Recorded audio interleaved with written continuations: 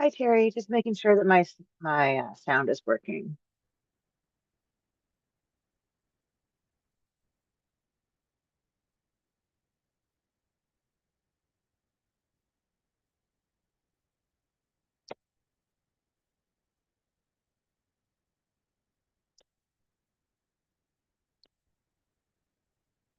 Testing, testing microphone. How's it going? Mhm. Looks good.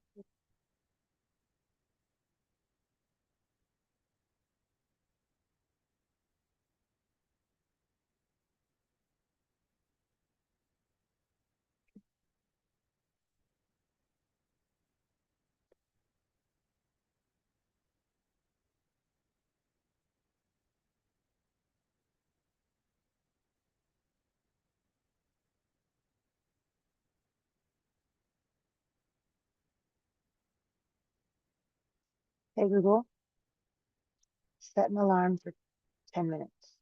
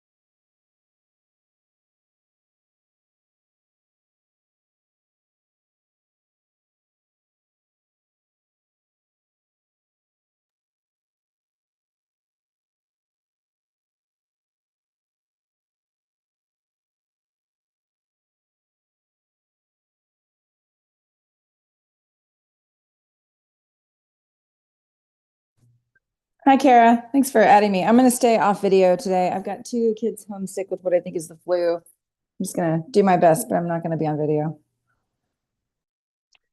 All right. Thanks for letting me know. I'm sorry to hear that they're not feeling well. Oh, me too. I was supposed to go out of town this afternoon for a girls' weekend with some girlfriends who turned 50 in the last couple of weeks, and I just had to cancel my flight this morning. So Mm. I know. Yeah, that's a bummer. Sorry to hear that. Oh, thanks.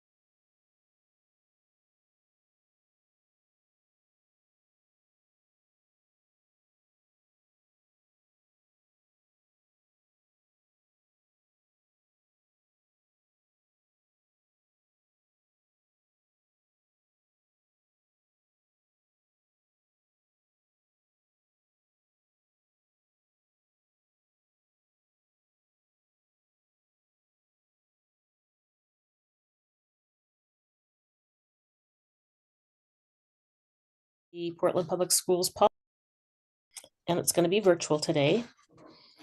Do we want to go around and make announcements in case there's people in the room that don't know who everyone is? I'll start with myself. I'm Michelle DePass, and I'm the chair of the policy committee. Could we go to Director Engelsman? Hi, everybody. I'm off video, but I am Stephanie Engelsman. I am representative for Zone 6 in Southeast Portland. Hello. Rochelle? Director Chase Miller? Hi, Rochelle Chase Miller, Zone 4. Roseanne? And then Kara? Roseanne Powell, Board Manager. I'm Kara Bradshaw, Executive Assistant. And Ms. Tancre?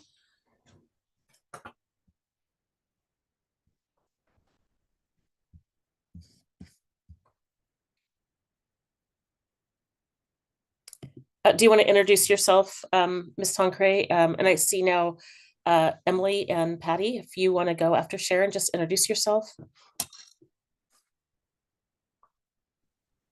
Sorry, I did introduce myself and I wasn't on proper setting. I apologize. I'm Sharon Tancre, I'm Chief Legal Officer for the district, and Emily is, I'll let Emily speak for herself. Excellent, thank you. Emily Courtnidge, Senior Legal Counsel. Hi, Patty Sullivan, board member, represent Zone 3, and I'm not on the committee, but I just have time to join you. So I'm here. Excellent. It's always great to have you. Did I miss anybody? I don't have a full screen of participants. If not, then we'll go ahead. So for this meeting, we have 13 policies in front of us that in an effort to take a look at the entire policy manual and follow our own policy about reviewing policies every 4 years. If you've scrolled down to the bottom of those red line policies, you'll see some of them go back as far as, I think, 2002. And even I noticed one last night that was even beyond that. So we're looking at doing this review and revisions in tranches. Today, we have Section 1 policies that cover the role of the Board of Education composition and member duties, orientation of new members, the student rep and district and student council, board committees, attendance at state and national meetings, board stipends and reimbursement of expenses, the role of the superintendent, the district performance auditing, board meetings and protocol, policies and administrative directives, and non-discrimination, anti-harassment. And I don't know if, Emily, are you prepared to do a little preamble, maybe summarizing the staff memo? Sure, I'm happy to, but let me give Sharon the chance to pop in case she wants to take the lead. Okay, I wasn't sure who was taking the lead on this. No, I want to give Emily credit for having done the bulk of the drafting. Just to orient, I do want to say two things. One, what we've done is what she primarily and I have done with her is go through the OSBA comparators, which are primarily from Beaverton and Salem Kaiser. And so what we're bringing forward are changes that we've seen in those. There aren't any specific legal changes that are needed. It's more to things we've seen in those other policies. And then I'll let Emily jump in with greater detail. Sure. Just as I stated in the memo, some of what we're doing here is just consistent formatting and bringing language up to date and bringing these policies into the modern world and in terms of how we now format policies. So some of these policies have been rewritten fairly recently, and for those there are not going to be a lot of changes typically, but we did do at least some reformatting and updating of language. Others, as Director DePass noted, are very old, typically dating back to 2002, and needed some significant updates. For example, just starting with the first one, the board's mission statement or the district's mission statement has changed, so we wanted to update that. And then we brought in recommendations that we saw, particularly in Beaverton policy, some in Salem Kaiser, that where we thought they had some really good language, and it might add some substance or detail to the policies to add those. So, those are all discretionary. I think I noted in a couple places where there are updates to bring us in line with current practice or law, but those are farther and fewer between. So most of these changes are discretionary. Thank you. And I made note, excuse me just a moment, I made note that in many of the cases, we're replacing the word shall with will. We're replacing district with PPS. We're replacing his, hers with theirs to kind of modernize that language. And we're wanting to comply with the applicable, revised statutes. I failed to, we do have some people signed up for public comment. So before we talk about these revisions, review, rescissions, I'd like to see if we have people signed up or start hearing from public comment so they don't have to sit through our whole meeting if they don't want to. Vice Chair DePass, or Chair DePass for this, can I just say, I have refreshed a number of times and I don't see a staff memo in board books. I don't know what I'm missing, but if somebody could send it to me, that would be great. Oh, I'm not sure what happened there. I can send it to you by email, Director Engelsman, and it may be that it's in the privileged part. So, but I will send it to you by email so you'll have it now.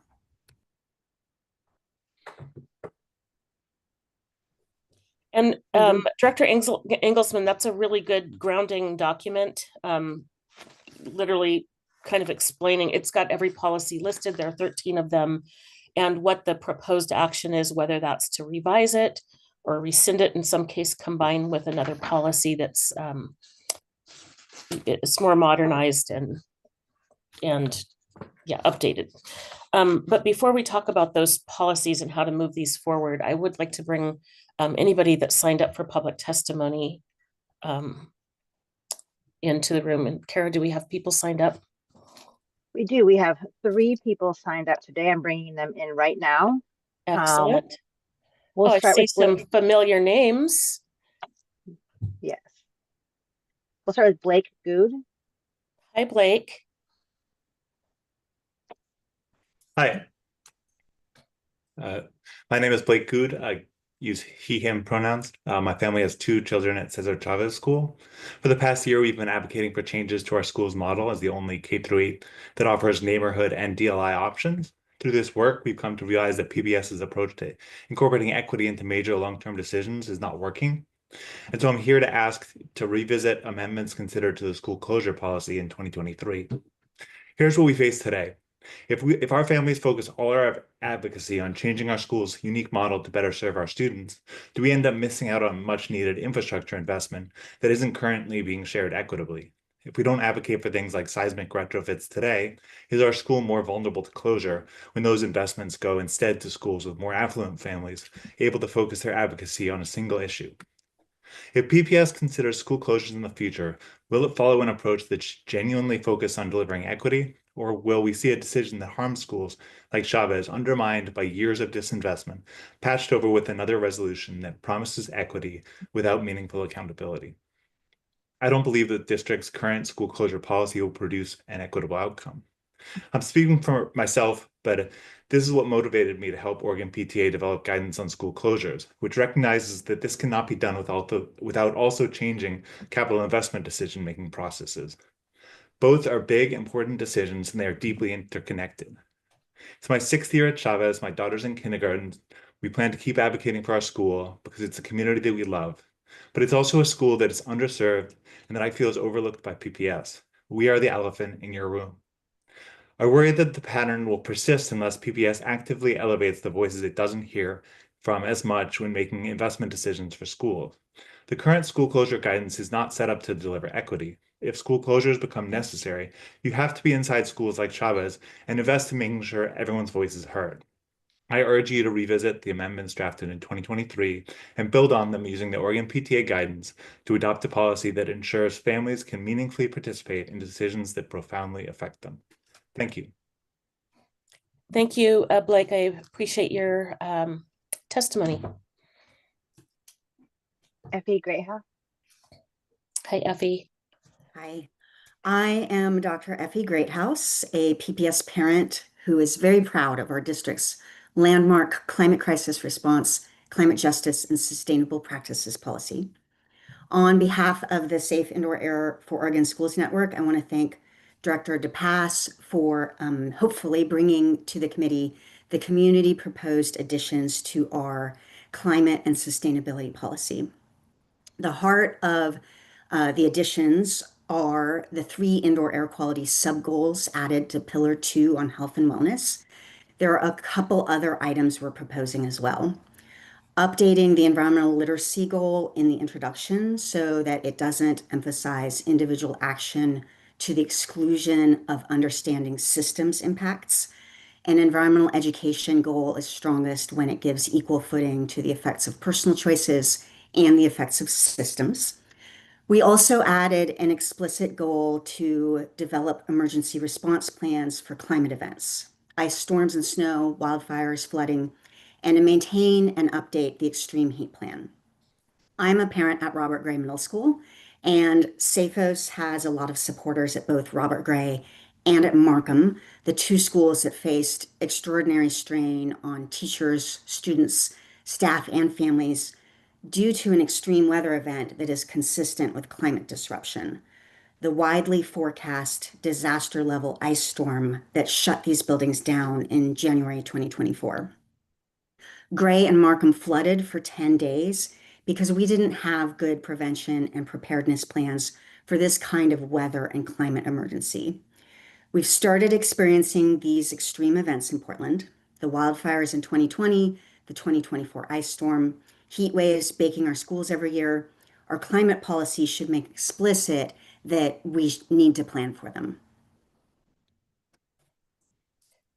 Thank you, Effie. I appreciate your testimony.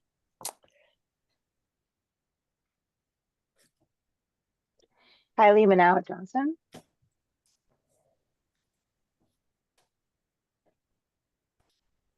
Okay. Hi, I'm Kylie Mina Johnson, she, her, and I'm a public health educator and SAFOS board member. My daughter recently graduated from Franklin, and my son is at Benson High School. I'm here today to speak in support of the 3 indoor air quality sub-goals SAFOS is proposing with support from Board Chair Wang. From both an environmental and public health perspective, indoor air quality is one of the most powerful yet overlooked shapers of our health. Clean indoor air reduces respiratory infections and asthma risk, protects cardiovascular health, and prevents cancer. In schools, it is associated with better focus, attendance, and academic performance, and is an occupational health indicator. Temperature matters too, and it's not just about comfort, it's about thermal health. We need to put thermal health and safety management strategies in place to reduce the dangers of the more and more frequent extreme heat and cold events caused by climate change.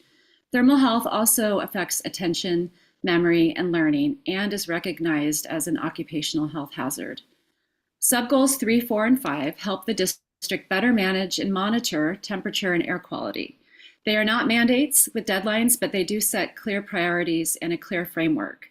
Sub-goal 3 aims to mitigate extreme heat and cold by updating HVAC systems, creating more flexible window usage practices, and using clean, safe, temporary measures, long-standing educator and school community priorities. Sub-goal 4 recommends evidence-based technologies to improve air quality through energy-efficient in-room air filtration and ventilation with 6 to 12 air changes per hour. Sub-goal 5 recommends continuous in-room air quality monitoring rather than a complaint-based system. This makes air quality visible, understandable, and actionable for students, staff, families, and for the district. Thank you. Thank you. I'm curious what I heard an acronym used a couple of times Is it, I'd like to just jot that down. The safe indoor air for Oregon schools. Okay, thank you. It's confusing because it's I before A.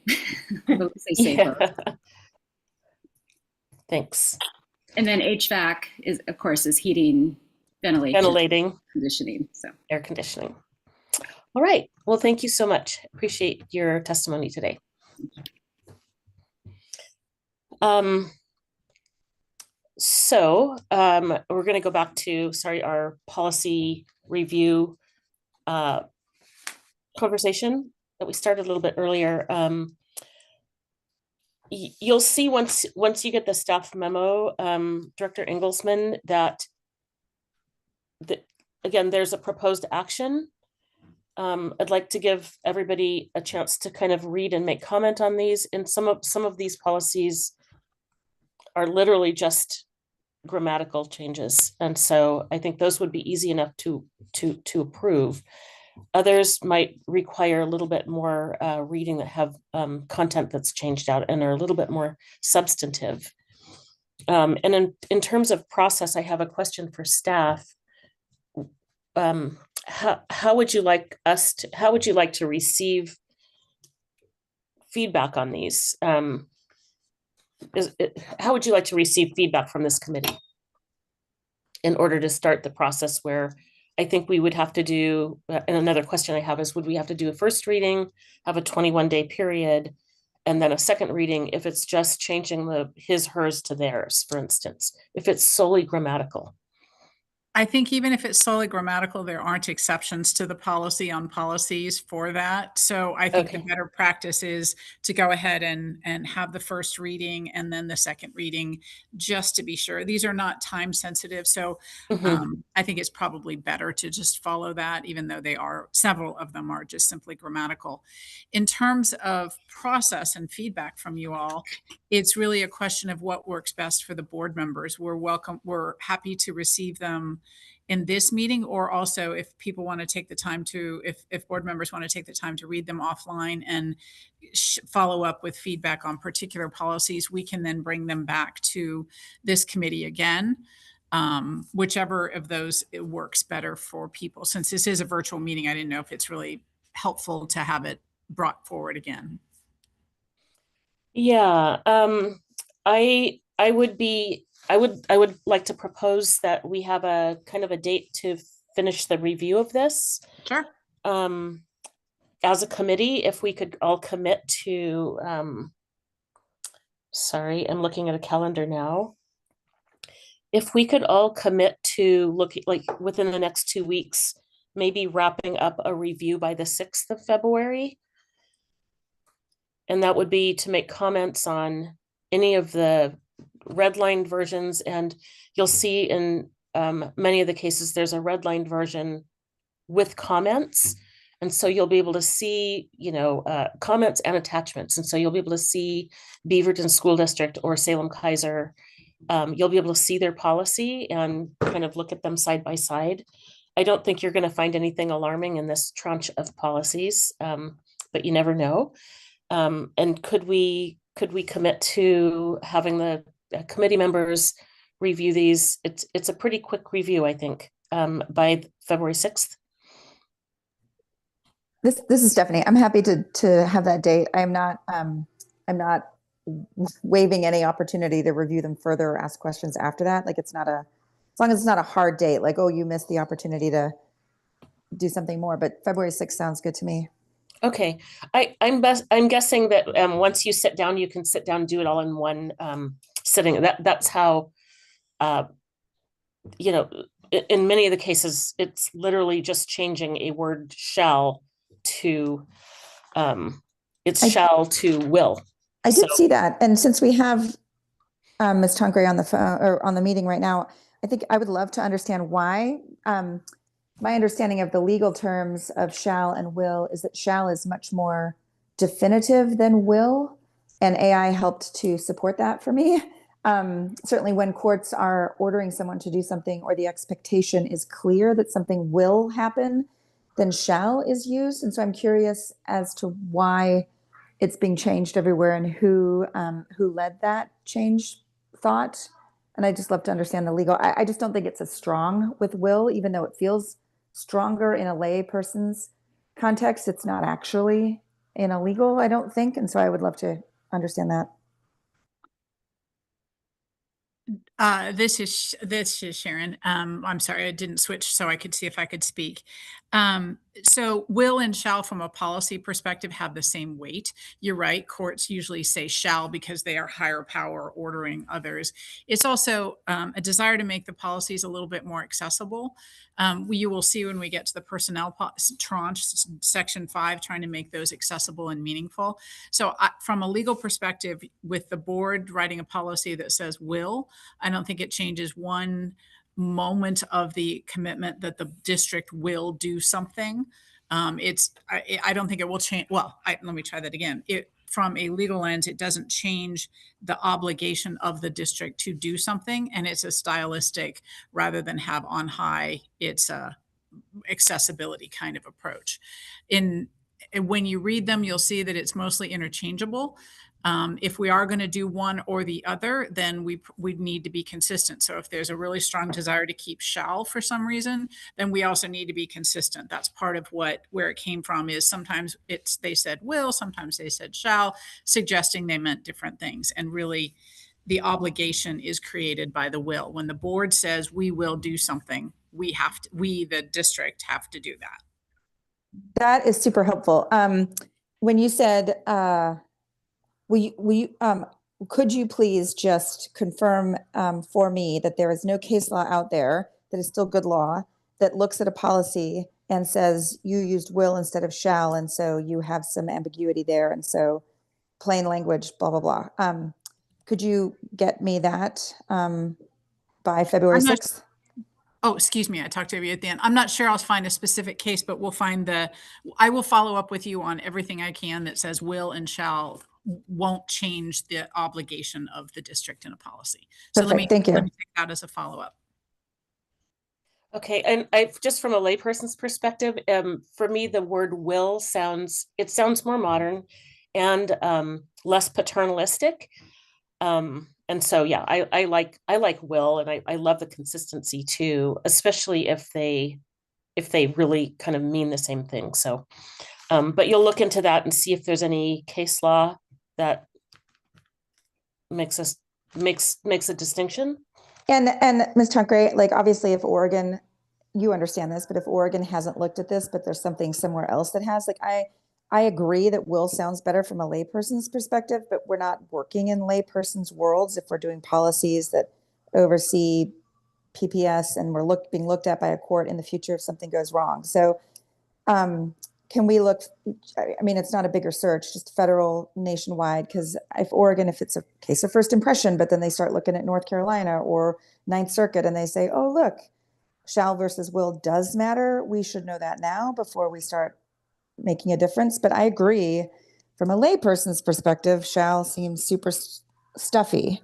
We can also, yeah. I'm sorry. Yes, I will look outside other jurisdictions. The other thing we can do is simply have a note somewhere that says when the district uses the word will, it is interchangeable with shall, and you have made your will clear. Yep. So it's really your will as the board articulated in the policy, and we can work through that too. But I will get you all of that. Thank you. Did anybody else have any other questions or curiosities, wonderings about this body of work? Not really. I appreciated the memo and the way that it was laid out and made it very clear and like where the significant changes had been made and where it was just language and things like that, and really facilitated the process of reviewing. So thank you for that. That was very helpful. I wish everything that was this clear and like in a table. And okay, so it sounds like we've agreed as a committee to give it 2 weeks, but we're not holding to that date just in case. The goal would be to get your comments in by the 6th, and I can do that as well. And we'll bring these back, and I think the next step in the process is then to move this tranche to the full board. Is that correct? I think that's right. You can also move them individually. It may make more sense to move this particular section as a tranche together, if in fact this committee is ready to do that. Okay, so on our next committee meeting will be, our agenda will be to list these out and move them to the full board. That's okay with everybody. I think that's the bulk of our discussion today, is how to move these through. I do like the idea of keeping these kind of together in a tranche. And if it makes sense to do, other sections individually, we can decide at that time. But for now, I would just propose that we get these back, we put them on the agenda, and we move them to the full board with our comments. And that is unless there's any further discussion needed on some of the changes. You mean at that next one? That sounds good to me. I'm not ready today to do further discussion, but at that next one, certainly, yeah. When is that next meeting? I'm afraid I don't have it in front of me. And I don't either, but I'll take a look. I think it's February 23rd. Thanks. It is 23rd. Yes, thank you. We have a couple of other items that I wanted to bring forward just to get some feedback on, and that's that we heard today about revisiting the climate action policy, and I'm enthusiastic about doing that if the committee desires. And we heard testimony from a student regarding a cell phone policy that the request was to look at that as well. And so I wanted to bring those two ideas forward for us to consider. Is anybody else interested or would be okay with kind of reopening those policies as long as we're reviewing to test out the some of the public testimony we heard around Pillar 2, the indoor air quality, the thermal health, and then also the cell phone policy. I think so, yeah.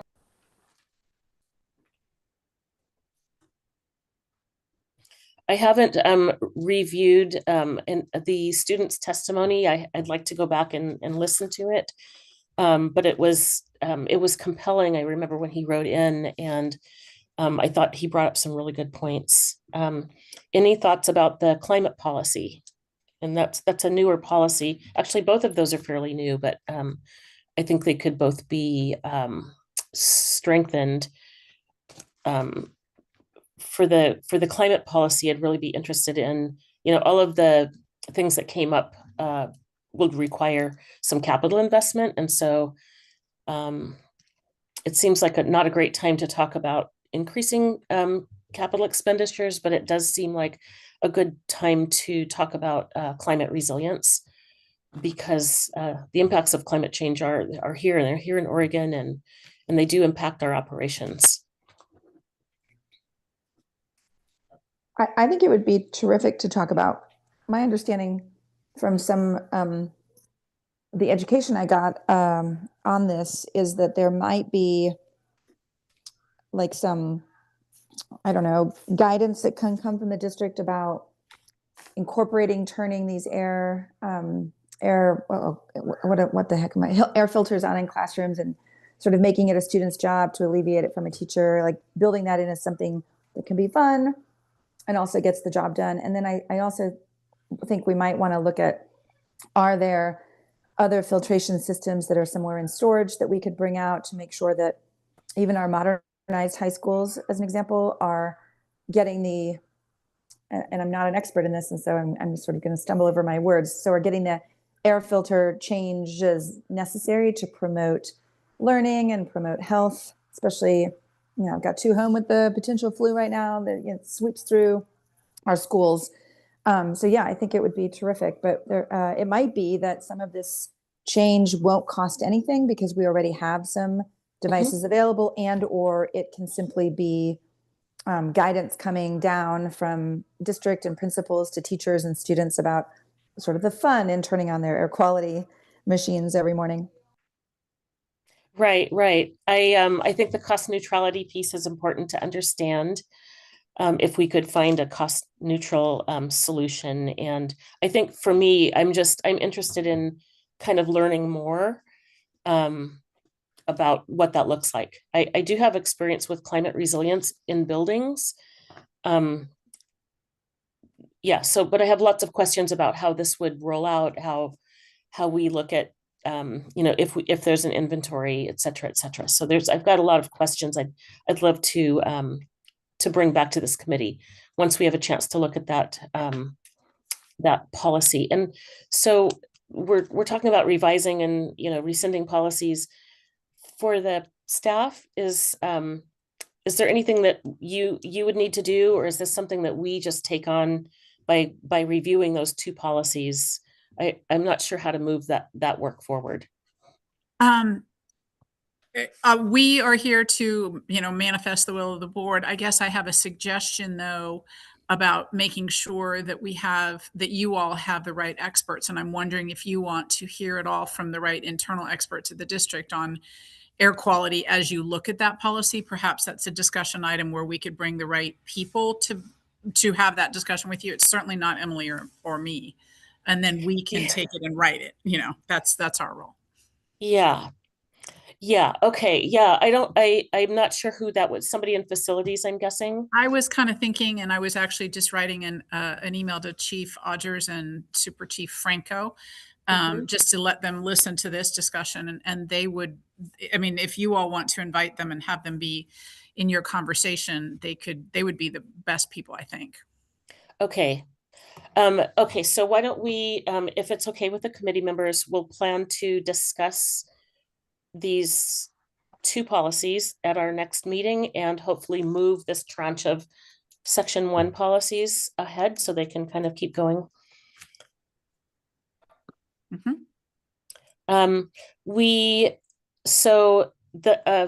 We've got experts, and then we also have the Safe Indoor Air for Oregon Schools. We have a report that's not commissioned by the district, but it does have, and I'm not sure if that's been shared with the facilities folks. I think that might be a good idea to have them take a look at that.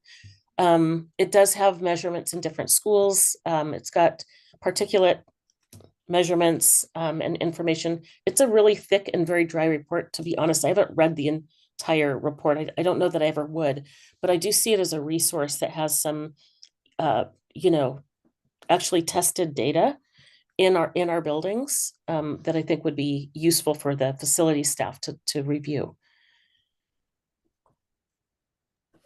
And without, you know, forgive me for not knowing better, but would a presentation, I'm looking at the report as well right now, would a presentation from SAFOS, Dr. Greathouse or someone else perhaps be appropriate too? Because this report I think could be very helpful. Perhaps, yes.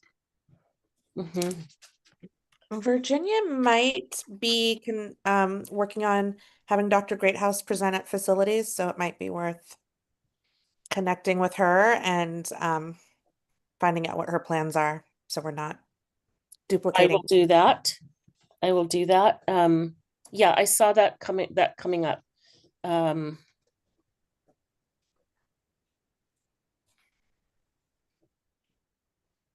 So I will check with Virginia to see what the plan is. And I think for me, I just want to, we have this, you know, kind of unsolicited report, and we've got inside experts, and how do we, you know, kind of bring everybody to the table is a question that I have. And I have, I am being told we also have external consultants. So with your permission, I can follow up and identify the right kind of internal, but who dive deep and to be available at the next policy committee, if you like. That would be fantastic. Yeah, I think that's it's so technical. I think it would be really helpful for us to learn to learn more. Yeah. We will work towards that for the next meeting, the 23rd. Does anybody have any other ideas for things that we've got 3 topics on the table for the next meeting, which might be enough. It's probably enough for a 1-hour meeting. Are there any other topics that the committee's interested in exploring?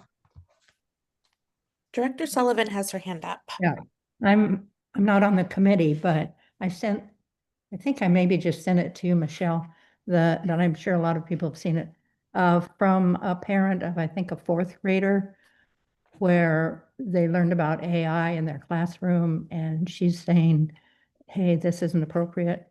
It's too young. And a lot of stuff I've read says the same thing, and it kind of goes along with our cell phone policy. Not exactly, but if we get rid of cell phones and instead we're using computers to distract us, we haven't really won the battle. So just wondering if that's a topic you might want to bring up later. Just the subject of AI in general? Well, not AI, no, computers in the classroom. Oh, computers, yes, I remember that. I was like, that sounds like Waldorf, like to have a more nature-based, screen-free experience. I'm interested in finding out more about that too. I appreciate your sharing that letter with me. Yeah, and I just read an article, my husband passed me one from The Economist, pretty much saying they're finding computers has not helped with learning. But we're depending on it more and more. And we had that one, it was a while ago, a kindergarten parent saying the kids were looking at screens to move around, the teacher was doing something else. So it's like having too much technology take over. Mm-hmm. Teachers' Yeah, job. I think that's important to look at. So we've got cell phone, climate, and computers. We've got everything has to start with a C. Vice Chair Haas, I wanted to Yes. let you know that the Teaching, Learning, and Enrollment Committee is talking about the topic, this computer topic in the classroom, like screens at the next upcoming TLE. I was trying to send you mental messages, Director Chase Miller, but Thank you, Roseanne. So I this is was something. sort of picking up on them. I've just now I've got the whole screen here, but okay, so teaching and learning is going to be okay. I think that's great. I've been thinking myself about an AI policy. We've heard from some testimony from educators, and it's kind of already here. And it's just for me a matter of how we teach how we model using AI, not whether we do or not. So maybe that's a discussion for another day. So it sounds like the computers in the classroom is kind of teaching and learning. That's great. Yeah, I'd like to hear from the teachers about how they feel about computer learning, especially primary. Yeah, especially primary. I wish I could share this article with you that somebody forwarded to me, and I actually subscribed to The Atlantic just to read this article.